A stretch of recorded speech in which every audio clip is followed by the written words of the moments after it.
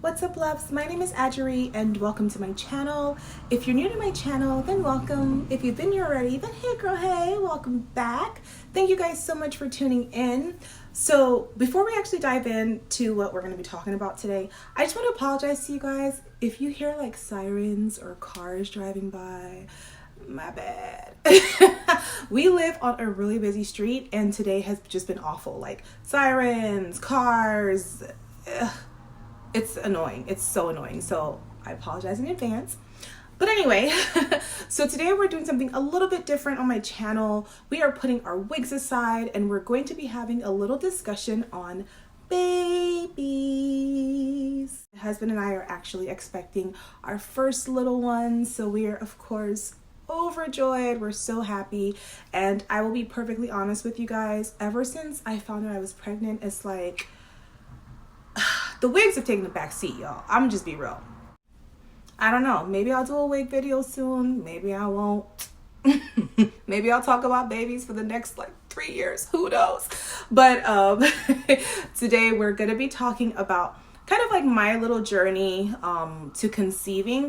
I wanted to just kind of give you guys some tips that helped me to get pregnant real quick, like in one cycle. And I really believe that these tips can work for you too. I'm not a healthcare professional, but I am just sharing kind of my experience. And I do want to say that, like, as women, I think it's important for us to share our experiences because you never know who you can inspire by sharing. All of these tips that I got, it was from reading and listening, like reading reviews and watching other people's reviews and saying, hey, it worked for this person. Let me give it a shot and see if it could work for me too. And it did. All right, guys. So just a little backstory. It's actually interesting because I was never really that person that was like, oh, I just want to have babies. I can't get married. I can't wait to get married so I can start having babies. Like, nah. Your girl was like, I love being married. I love that it was my husband and I. My husband and I really love kicking it. Like, we love spending time together. We do everything together. Like, when I tell you run errands together, go to the gym together, like we do everything together. So we love to travel, like literally just pick up and go, and we don't have to worry about like a sitter or anything like that. So, you know, these are things that I've thought about, and I was just kind of like, okay, well, babe, if we have a baby, great. If we don't, I'm cool with that too. And I wasn't really like in a rush to get pregnant. So the plan was on my 35th birthday, which was May 30th this year, we were going to start trying to conceive. Now, I had a completely different mindset at that time. I looked at having a baby as like, almost like I was going to war. It was like, okay, I'm gonna give up my body. I'm gonna give up my life. I'm gonna give up my husband. I feel like I'd have to be sharing my husband and just my money. Like, you know, it's a lot to give up, you know what I'm saying? And I was just kind of like, oh my God, I don't know if I'm ready for this. Like, I love like my life right now. So that was how I was thinking about having a baby. So I was like, okay, well, if I'm gonna do this, then 35th birthday, like I wanna go all out, like let's do it big. And we were gonna go to Florida. Like I wanted to be on a yacht on my birthday. I wanted to get lit every single freaking night. Like I just wanted to go out with a bang. Like, okay, do all that and then say, fine, I'm ready to devote myself to motherhood. And then Corona hit. And Corona was like, nah, sis, you ain't going out with a bang. Like your 35th birthday, you're going to be at home quarantining. And that's exactly what happened. So beginning of May, actually on Mother's Day, my husband and I were just kind of like, okay, well, you ain't partying on your birthday, sis. So we might as well start trying now. I didn't really know too much about conceiving. I didn't know anything. I just felt like, okay, we have sex, unprotected, no pull out. You're gonna have a baby. But there's so much more, especially when you're, I hate saying a timeline, but when you're on a timeline, I guess, because I think like, as soon as I like start to realize like, sis, you're about to be 35 years old, the longer you wait, the more difficult it could be to conceive and the more complicated your pregnancy could be. That's when it started to like kind of settle in, and I was just kind of like, okay, I want a baby now. I don't want to wait like a year from now. I want to be pregnant now, and I kind of want to like get the process started. I guess a light switch just kind of went off in me, and I went from looking at conceiving as this like ultimate and it is an ultimate sacrifice. It really is a sacrifice that you're making when you're, you know, bringing life into this world. But the way that I looked at it before, which was kind of like, fine, whatever, I guess I just gotta do it. It kind of switched to like being super excited and really wanting to be pregnant. So without further ado, because your girl can talk, I'm going to dive into the things that helped me conceive really, really quickly. The first thing I would say my husband and I did to help us conceive really quickly was that we started praying about it. And we started praying even before May hit, because we knew that we wanted to conceive. We would bless my womb, and we would like, you know, give it up to God and let him know like this is our heart's desire and this is what we want. I am a believer, and so is my husband. So, you know, we believe in Christ. If you don't believe in Christ, child, I just recommend that you try him, because he never fails, okay? But I'm gonna get into a whole sermon here. But I will say that honestly, none of this would be possible without God. And we both know that. We both know that nothing in our lives would be possible without God, and that is including this beautiful blessing, you know, of this child that we have. So that's step number one. So the second thing I did was I really wanted to make sure that there was nothing wrong with like my ovaries and all of that good stuff. My reproductive system was like good to go. So I went to my gynecologist just to get everything checked out. And my doctor told me like, you shouldn't have any problems conceiving. If you haven't conceived in a year, then go ahead and, you know, reach back out or come back in and we'll, you know, figure out other options. I heard what she said. I was like, a year? I heard it, but I didn't receive it. I was like, excuse me? If I'm not pregnant in like 3 or 4 months, I'm coming and I'm knocking on your door, and we're gonna figure something else out, because your girl wants her baby now. That's literally how I felt. So that was number 2. I really recommend that you guys do that, because they can catch if you have fibroids, if you have PCOS, and then they can put a plan in place for you to try and help you conceive, instead of you going in blindly trying to conceive and then finding out that you're not conceiving because you have all of these issues. So, you know, do it before you even, you know, be one step ahead of the game. Step number 3, I would say, is tracking ovulation. You guys, to create a baby, you gotta ovulate. And you gotta have sex while you're ovulating, okay? Like, that's just it. Those things have to happen in order to conceive. First, I didn't really like know anything about ovulation. I didn't really track ovulation. It was just kind of like, whatever, right? So that was like May, I didn't track ovulation. June, I didn't track ovulation. July, I didn't track ovulation. And I started to get really frustrated, because I was like, I want to have a freaking baby. I want to be pregnant. I don't want to wait any longer. I actually told my husband, I said, come September, if I'm not pregnant, like, we are doing IVF. Forget all this. Like, we gonna have this baby. And he was like, sis, do you know how much that costs? And I was like, yes, but I don't really care. I want this damn baby. And he's like, calm down. We gonna have this baby naturally. And I'm like, but I ain't pregnant yet, so I don't know what you're talking about. Like, it was just crazy. I was determined to have this baby ASAP. That's when I started to really look into tracking my ovulation, because I didn't really know when I was ovulating. So we were just kind of like having sex, and not like it was wasted, but it was like wasted sperm, right? Because you're having sex when you're not ovulating. This is the ovulation kit that I used. It's called Easy at Home. This is actually the pregnancy test. So it comes with like pregnancy tests, and it also comes with ovulation tests as well. But I will leave a link to what I got from Amazon below. I'm out of the ovulation sticks, obviously, because your girl was tracking.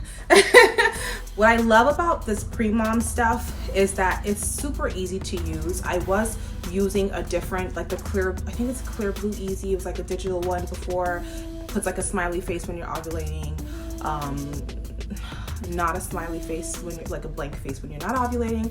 I wasn't really too keen on that one, so I switched to this, and I freaking loved it, guys.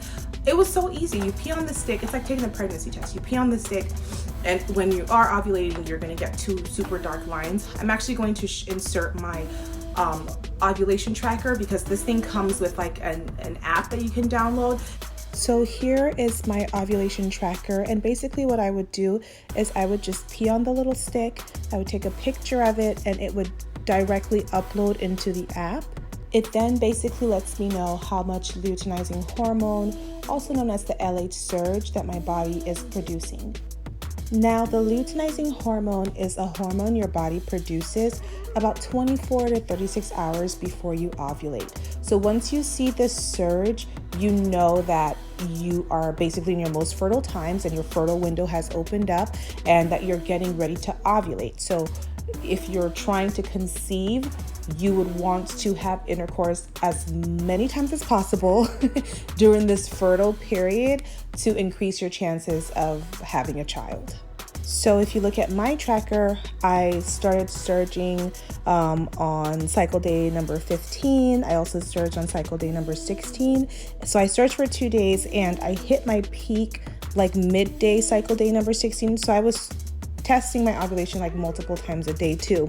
And yeah, so I hit my peak, and then after my peak hit, then it dropped back down. So you'll see it drop to 0.67 and it was low. So that basically means that, you know, ovulation had occurred. Now, I believe you can still have sex like a day or two after that has happened, but for your absolute best chances, you should be getting it in as much as possible when you see your high and your peak days. That's what hubby and I did, and boom, we're pregnant, 1 cycle. Couldn't have been easier. I really encourage you guys to give this a try.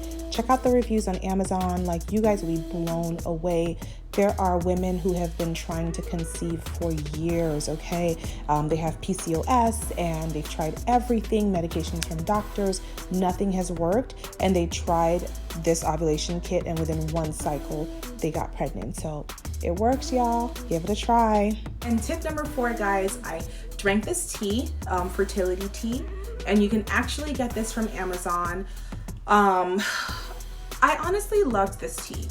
This tea is supposed to help you, it's like infused with all of these like fertility supplements or fertility ingredients, I guess.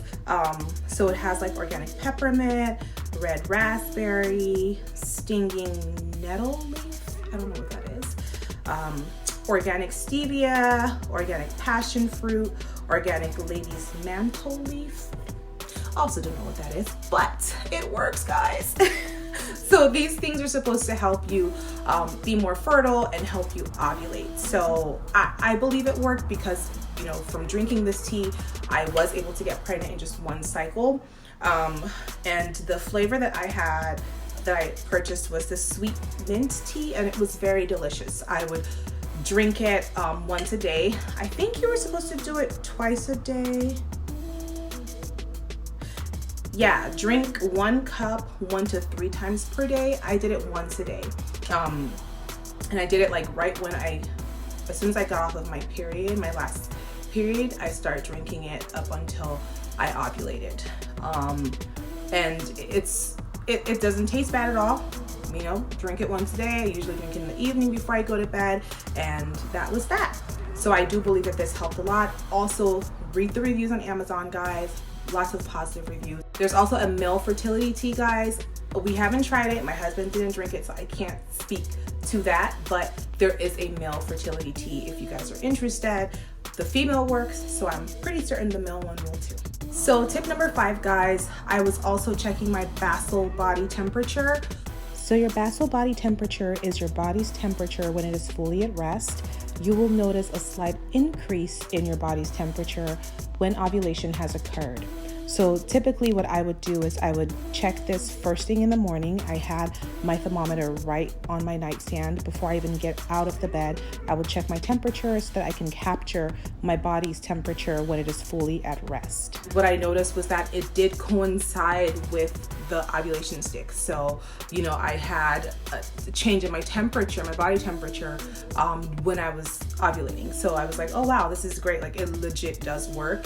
So my last and final tip for you guys, which is actually really important, is to not stress and to have fun.